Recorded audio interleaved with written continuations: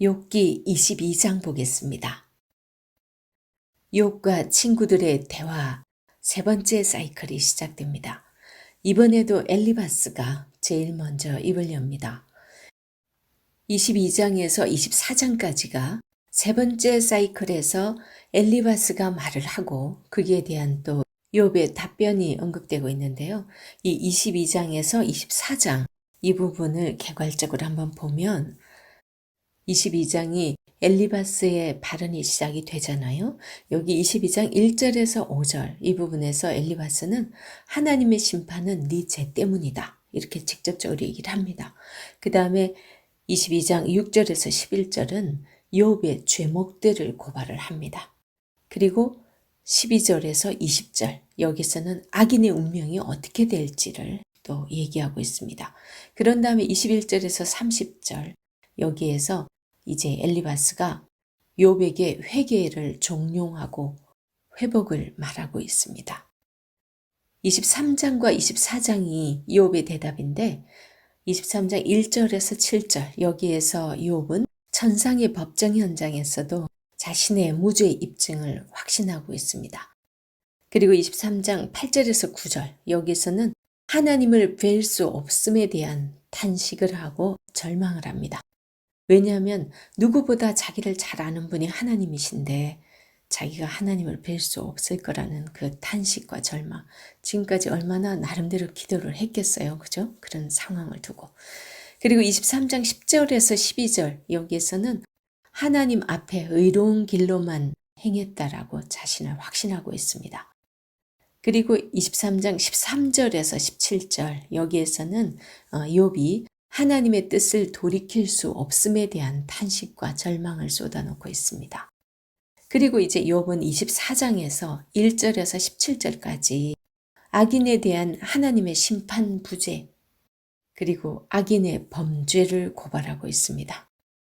그 가운데서도 나눈다면 1절에서 12절은 가난한 자들이 고통받는 현실을 고발을 합니다.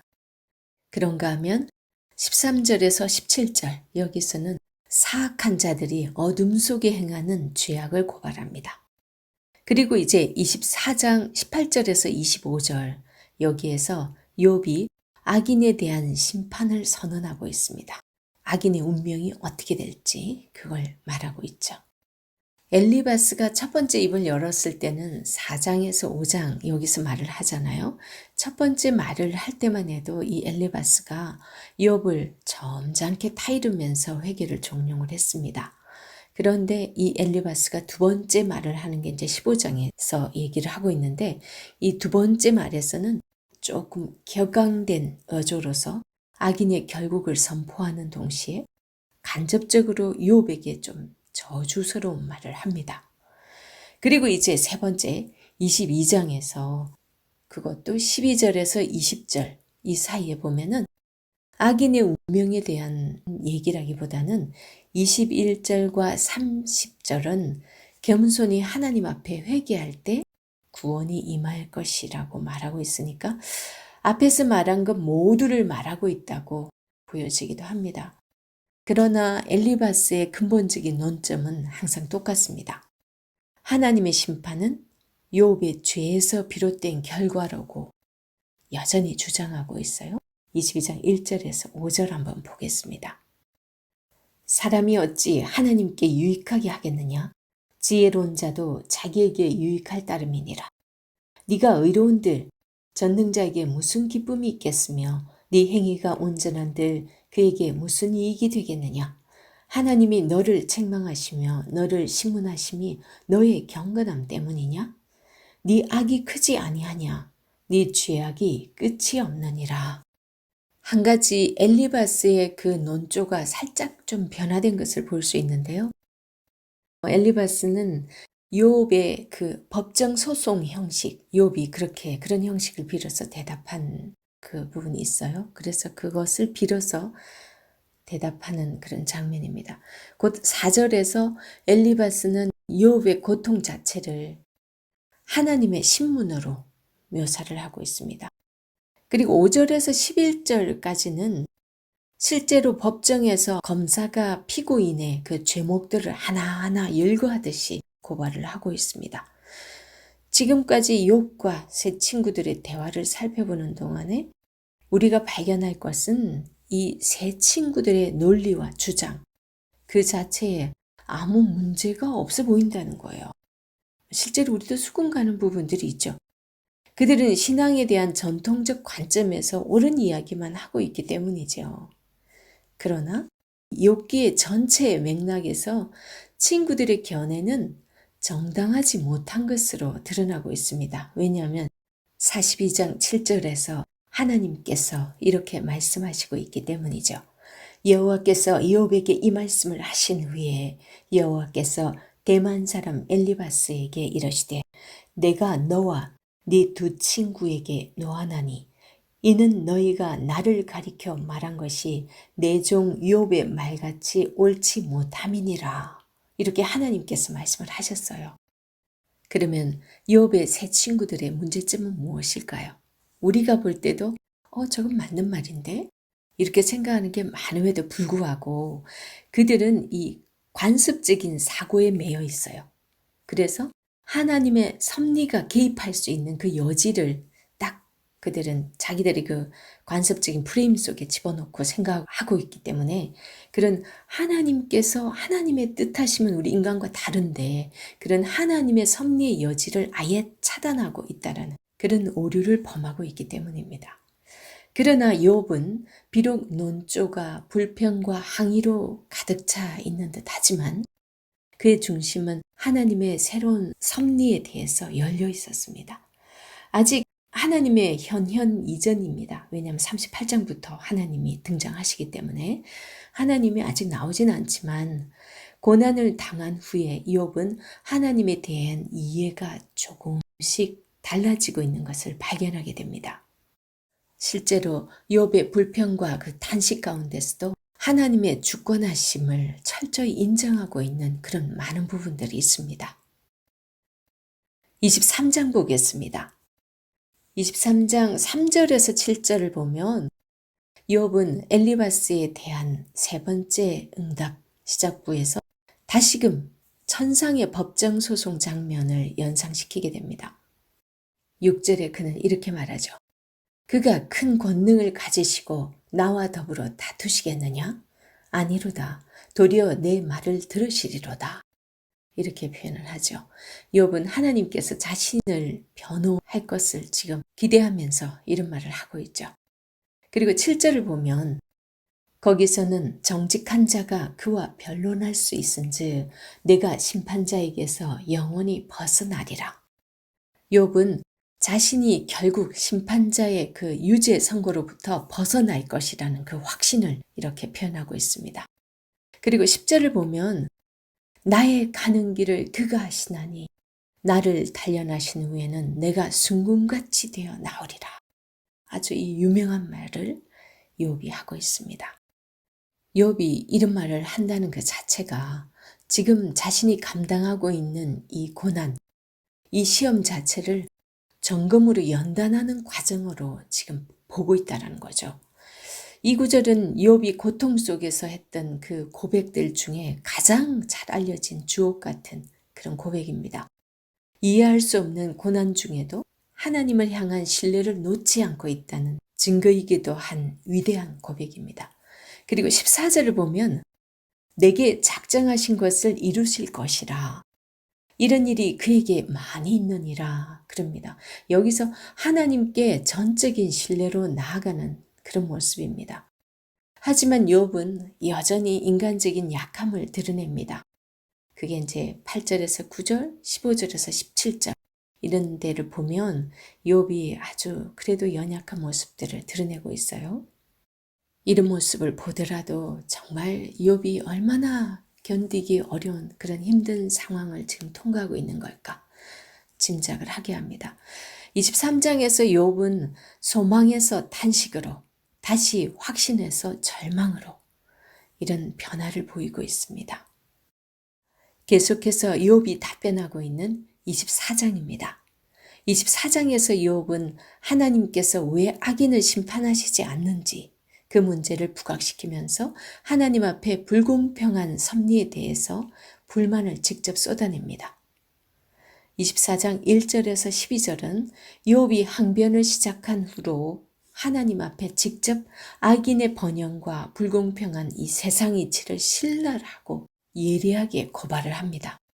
그리고 18절에서 25절 여기서는 욥은 단순히 악인의 번영에 대해서 하나님 앞에 원망하는 것으로 끝나지 않고 감히 하나님 앞에 악인들의 죄악상을 고발을 합니다. 그러면서 그들에게 합당한 징벌을 구형하는 그 장면을 연출하는데 이 18절에서 20절과 24절에서는 악인에게 마땅히 이루어질 심판을 구체적으로 언급을 하죠. 24절을 보면 그들은 잠깐 동안 높아졌다가 천대를 받을 것이며 잘려 모아진 곡식 이삭처럼 되리라. 21절에서 23절은 하나님께서 강포한 자들에게 베푸시는 관대함에 대해서 이해할 수 없다는 듯이 의문을 또 제기를 합니다. 이에 상응하는 심판 선고를 악인들에게 내려야 한다고 호소를 하고 있죠. 그리고 25절에서 그의 논증과 구형을 변박할 자가 감히 없다고 주장합니다. 25절 가령 그렇지 않을지라도 능히 내 말을 거짓되다고 지적하거나 내 말을 헛되게 만들 자 누구랴 이러면서 욥이 답변을 마무리하죠. 25장 보겠습니다. 25장은 빌닷의 세 번째 말입니다. 빌닷이 아주 짧게 말하고 있죠. 1절에서 6절 아주 짧게 말합니다. 앞서 욥이 했던 그 발언들 23장, 24장 이것을 겨냥하고 있습니다. 이 빌닷의 발언이 짧은 이유에 대해서 세 번째 논쟁에 이르러서는 친구들이 점점 욥과 논쟁을 계속해야 할 필요성을 못 느꼈다고 보고 있어요. 욥을 더 이상 설득하기 힘들다는 생각에서 논쟁을 줄이고 소발의 경우는 세 번째 논쟁에는 등장하지도 않습니다. 어떤 분은 욥이 빌닷의 말을 끊고 자신의 발언을 진행했고 욥은 처음부터 소발이 세 번째 발언을 못하도록 차단한 것 아닌가 이렇게 보기도 합니다. 그럴 수도 있을 것 같아요. 그 이유가 26장은 빌닷의 말에 대한 욥의 대답인데 그 시작이 아주 거칠어요. 그리고 욥이 빌닷의 이야기를 도중에 자르고 끝까지 듣지 않은 상태에서 즉시 반박하는 정황을 이렇게 볼 수 있습니다. 이 욥의 입장도 충분히 이해가 갑니다. 그죠? 22장에서 엘리바스의 말에서도 알 수 있지만 이 친구들의 견해는 세 번째 주기에 이르기까지 이 세 번의 사이클이 돌아가잖아요. 거기에 이르기까지 크게 변화가 없어요. 그런데 계속 욥을 죄인으로 몰고 가니까 정말 욥으로서는 정말 힘들었을 것 같아요. 25장에서 짧게 언급되고 있는 그 빌닷의 말에도 여전히 이전에 했던 말과 크게 다를 바 없는 그런 말이니까요. 그리고 26장에서 27장 여기에서 욥의 말에서 주목할 만한 그런 부분은요. 지혜의 원천과 창조에 대한 언급을 하고 있습니다. 그리고 또한 대적자의 대적, 또 사탄 또는 친구, 그것에 대한 저주를 처음으로 직접적으로 표현을 하고 있다는 점입니다. 25장에서 27장이 빌닷이 말을 하고 그리고 욥이 2장에 걸쳐서 답변을 하는 부분인데 이 부분의 구조를 살펴보면 빌닷의 세 번째 발언이 이제 25장이죠. 그리고 빌닷의 말은 1절에서 3절은 하나님의 절대적 권능과 또 두루두루 비춰지는 하나님의 빛에 대해서 말합니다. 그리고 4절에서 6절은 하나님 앞에 인간의 미약함을 고백하고 있습니다. 26장은 욥의 대답인데 1절에서 4절은 내 지혜의 원천은 어디로부터 왔는가 하는 지혜에 대한 얘기를 해요. 그 다음에 5절에서 14절은 창조주 하나님의 전능하심과 인간의 무지에 대해서 말을 하고 있습니다. 27장에서도 욥이 계속해서 대답을 하고 있는데요. 1절에서 6절이 욥의 맹세입니다. 1절이 도입 부분이죠. 욥이 또 풍자하여 이르되, 그러면서 2절에서 6절은 나는 결코 거짓말하지 아니하고 나의 결백을 주장하고 있는 그런 부분입니다. 그리고 7절에서 10절은 이 대적자들의 운명이 어떻게 될 것인지 또 말을 합니다. 그리고 11절에서 12절, 여기서는 욥의 가르침과 한탄이 또 쏟아져 나옵니다. 그리고 13절에서 23절, 여기서는 또 악인의 운명은 어떻게 될 것이다, 욥이 강하게 말하고 있습니다. 26장, 27장에서 계속되는 욥의 대답이 소개되고 있는데요. 특별히 26장 5절에서 욥은 하나님의 창조 세계에 실제하는 그 섭리를 묘사하고 있는데요. 하나님께 항변했던 그 욥으로부터 하나님의 섭리에 대한 고백을 기대하기 힘든 부분이지만 욥과 친구들의 계속된 대화 주기를 통해서 친구들과는 달리 욥의 믿음과 그 태도가 변화되고 있는 부분을 우리는 발견할 수 있습니다. 물론 욥의 신앙 고백은 인간적 절망과 교차되어서 나타나고 있습니다. 27장에 들어와서는 욥은 하나님 앞에 맹세문 형식으로서 자신의 결백을 주장하는 동시에 지금까지 자신을 악인의 운명으로 정죄해온 그 친구들, 그들이 도리어 악인들의 운명에 처하게 될 것이라고 그렇게 선포하고 있습니다. 소발이 세 번째 말을 시도할지도 모르는 그런 상황을 차단하기 위해서 욥은 선수를 칩니다. 하나님의 솜씨를 내가 너희에게 가르칠 것이요. 그러면서 11절, 12절 얘기를 하죠.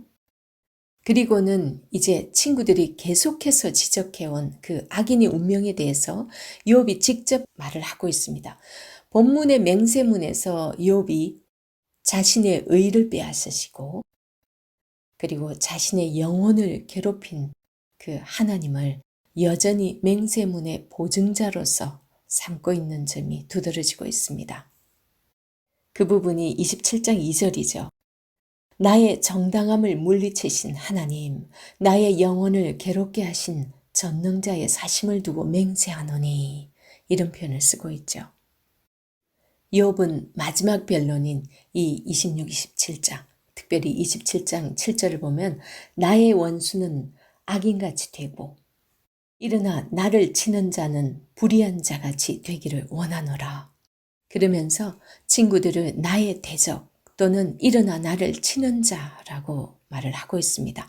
이전에는 친구들을 나의 형제, 나의 친구, 번뇌케 하는 아니자, 나를 조롱하는 자들, 이런 식으로 표현을 했었죠. 욥과 친구들 사이에 엄청난 공방이 오가면서 결국 이 세 번째 사이클에 와서는 처음에 위로자들이던 그 친구들이 나중에 대적자들로 변해버린 거, 그런 모습입니다. 그래서 8절에서 10절에 말을 하게 됩니다. 8절에서 10절. 불경건한 자가 이익을 얻었으나 하나님이 그의 영혼을 거두실 때에는 무슨 희망이 있으랴. 환난이 그에게 닥칠 때에 하나님이 어찌 그의 부르짖음을 들으시랴. 그가 어찌 전능자를 기뻐하겠느냐. 항상 하나님께 부르짖겠느냐. 이렇게까지 욥의 마지막 말에서도 이렇게 대적자로 표현하면서까지 격렬해진 이런 상황이니까 정말 욥의 회복이 있을 때는 친구들과 욥 사이에 화해가 있어야 되고 서로 용서하는 것이 있어야 되는 그런 상황이 꼭 있어야 될 것을 짐작하게 합니다. 27장 13절에서 23절에서 욥도 악인의 운명에 대해서 비슷한 사상이 동일하게 나타나고 있는 걸 볼 수 있습니다. 하지만 욥은 친구들이 미처 발견하지 못한 한 가지 요소를 첨가시키고 있습니다. 그것은 삶의 역전입니다. 16절에서 17절에 잘 나타나고 있는데요. 그가 비록 은을 티끌같이 쌓고 의복을 진흙같이 준비할지라도 그가 준비한 것을 의인이 입을 것이요 그의 은은 죄 없는 자가 차지할 것이며, 이렇게 표현을 하고 있죠. 지금까지 이들의 그 공방전을 지켜봤을 때 친구들은 악인의 멸망에 대해서 강조하고 있었다면 욥은 의인의 구원에 관심을 가지고 의인의 구원에 초점을 가지고 있는 것을 볼 수 있어요. 욥이 이런 어려움을 당하면서 기존에 자신이 생각하고 있었던 많은 교리에 대해서 자신도 무너졌을 많은 부분들이 있었을 거라고 봅니다.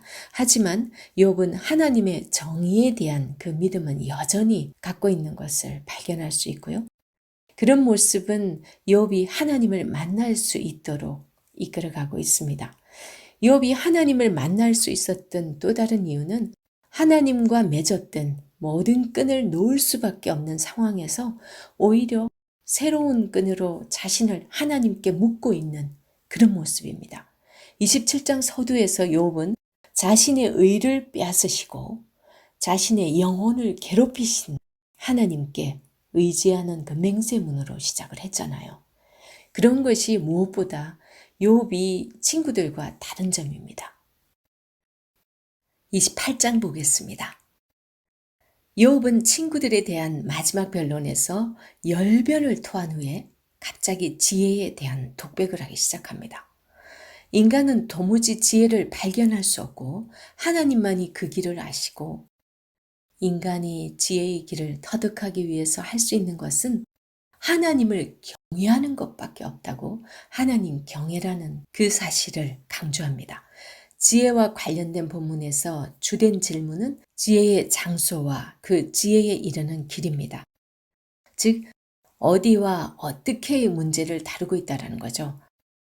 1절에서 11절 여기에서 광물을 캐내기 위해서는 그 어둠을 뚫고 들어갔어라도 날짐승과 들짐승조차 닿지 못했던 경로를 찾아서 산 밑바닥까지 들어갔어라도 감춰진 것을 캐낸다라는 그런 표현을 1절에서 11절에 하고 있잖아요. 하지만 그런 뛰어난 기술과 지식으로도 인간은 지혜에 이를 수 없다고 말을 합니다. 12절에서는 이렇게 말합니다. 그러나 지혜는 어디서 얻으며 명철이 있는 곳은 어디인고? 그 길을 사람이 알지 못하나니 사람 사는 땅에서는 찾을 수 없구나.